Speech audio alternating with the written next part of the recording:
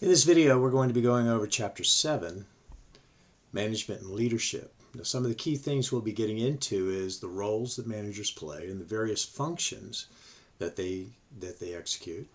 Planning and decision making, organizing, how do we actually put together the organization itself. The leading aspect, and then controlling, making sure things work.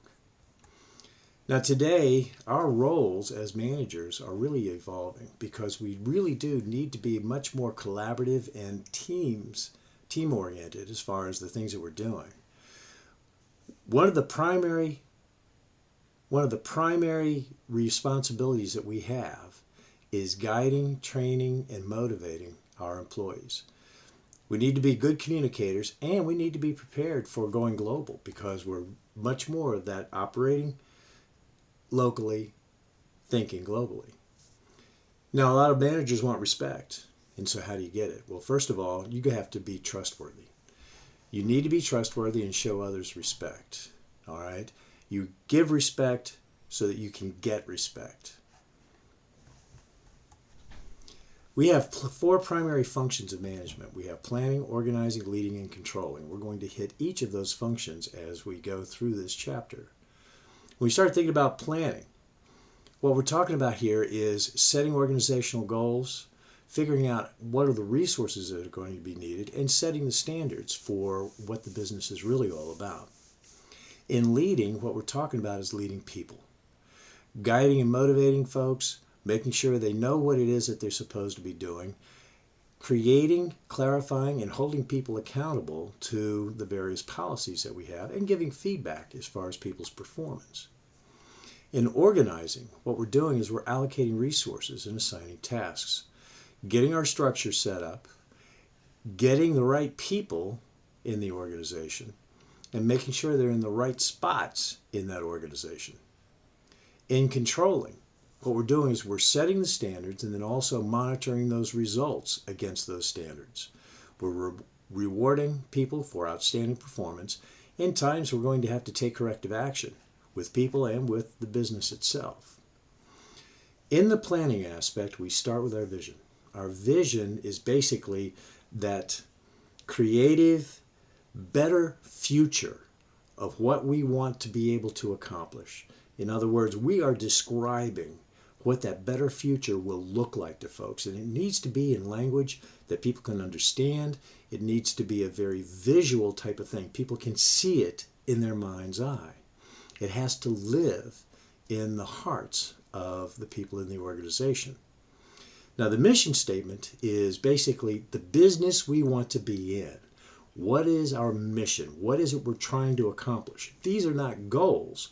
This is what the mission of the organization is. Goals are the longer-term, broader type of accomplishments we're trying to achieve. The objectives are more of that breakdown as far as the short-term things to achieve those goals. In our planning, one of the first things we do is what's called a SWOT analysis. SWOT, strengths, weaknesses, opportunities, and threats that are meeting the business. Basically, what we're doing is identifying what is it that we do better than anybody else, our strengths. What are the things that we don't do well, our weaknesses. These are things that we can do something about. Opportunities are things that are happening in the marketplace that we can take advantage of, where we can use our strengths to take advantage of some of these opportunities. Threats are things that we want to avoid. Opportunities and threats are things we can't do anything about. And so what we can do is plan for how can we utilize our strengths to take advantage of the opportunities. What do we need to do as far as our strengths to possibly improve our weaknesses and maybe avoid the threats? And when we think about planning, there's basically 4 levels. You have your strategic, tactical, operational, and contingency planning. This is an example of what a SWOT matrix might look like, where you step back and you say, okay, what are the strengths that we might have? What is it that we do well? And so in this example, we have good core competencies. We have proven management, things like that. Internal weaknesses are things that we don't do well. So maybe in this situation, they need more clarity as far as their strategic direction. Maybe they have obsolete facilities or something along those lines. Then you start looking outside the organization about the things that you can't do anything about. Our opportunities are things that we might be able to utilize our strengths in order to do something well for the business. So, for example, extending product lines or getting through some of the trade barriers. External threats are things we want to avoid somehow. So maybe there's slower market growth that's going on in our industry. And so one of the things we want to do is find something that can avoid that threat. Vulnerability to recession. What can we do as far as our business is concerned to make it so that if there is a recession, we're not hurt as badly? When you think about the different planning functions and the forms, again, there are the four types. You have your strategic, tactical, operational, and contingency. Strategic planning is the broad overall plan that you have to achieve. Now, there's a difference between goals and plans. Plans are what you want to achieve. Goals are what you want to achieve. Plans are the how. And when you talk about a strategic plan, that is a generalized how you're going to achieve some of these long-range goals. So, for example, you may have a long-range goal of building the business at least 10%. The strategic plan might be creating a new product line in order to achieve that 10% growth. So the goal is the what you want to accomplish, the plan is the how. Strategic plan is a generalized how. So in this case, it might be creating a new product line. The tactical plan are the things that need to be achieved in the short term in order to hit that strategic plan. So for example, the tactical plan for setting up a new product line might be doing the research, getting the research completed by September of 21, identifying the designs by March of 22, things like that. In other words, what are the things that we're going to have to do? What are some of the steps that need to happen in order to achieve the strategic plan? The operational planning is basically setting the standards and the schedules. So for example, maybe you have identify the design for the new product. The operational planning might be things like staff the design team, provide the training that's necessary for the design team, things like this. The operational planning is basically the steps that you're going to take in order to achieve the tactical plan, in order to achieve the strategic plan.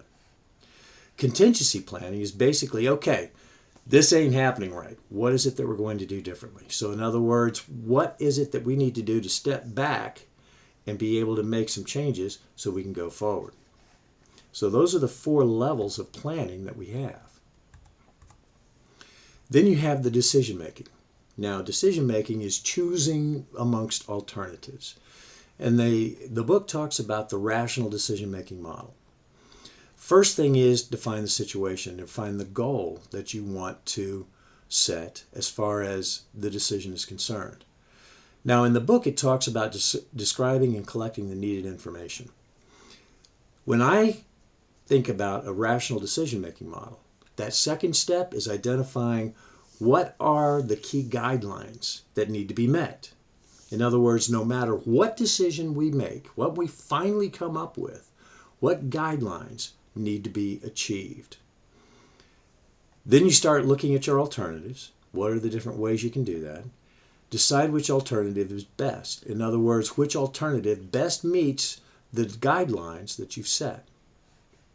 Execute, and then follow up. So when you think about the rational decision-making model, this is the way you do that. For example, when my wife and I were building a house some years ago, we used this. Define the situation. We wanted to build a particular house, okay, something that we could live in for a long time. Then we decided, okay, so what were the guidelines? What were the things that needed to be met no matter what final decision we made. And we identified some of those things. Some were required and some were optional. For example, a required was we wanted 2 stories. Required was we wanted a walkout so we could finish off the basement and make it a really nice place.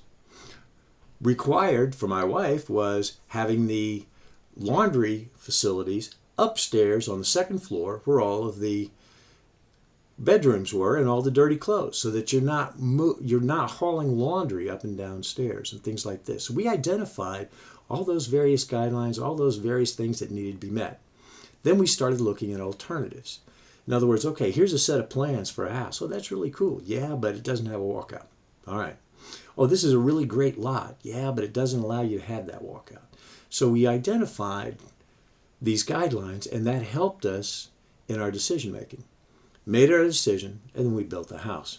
We're still in it.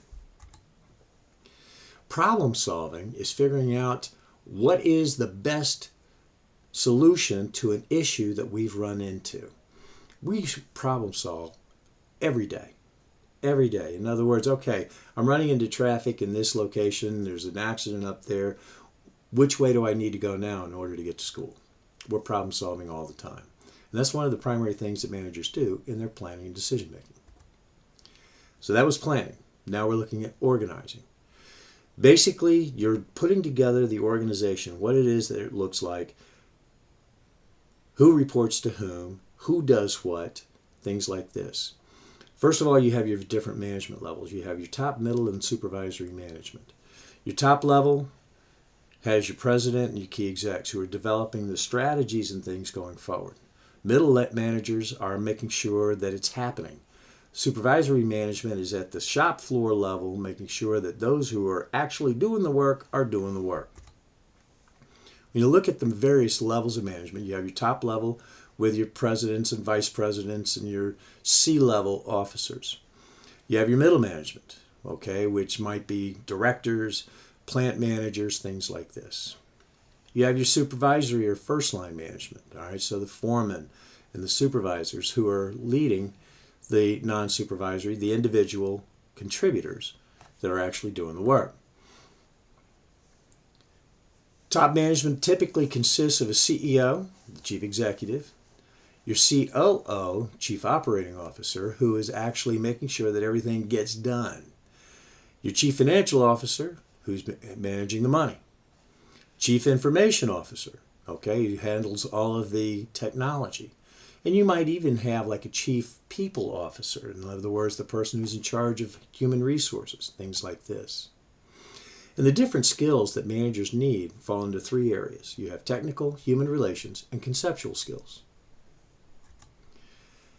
Top managers need some technical skills. The primary thing they need are the conceptual skills, thinking about the future, thinking about the strategies, things like this.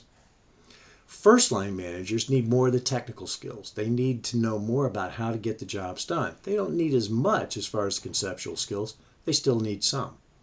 And if you notice, at all levels, human relation skills are really key.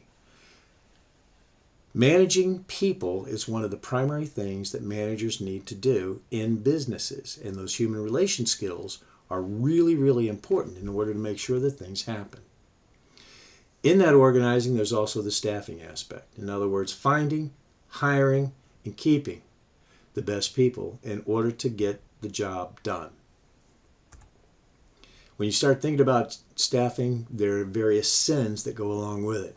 Don't just hire somebody because somebody else said so. That can be a real mistake because they could be just a buddy of theirs. They really feel sorry for them. They tell you to hire them. They may be a bad hire. Don't get caught up in appearances.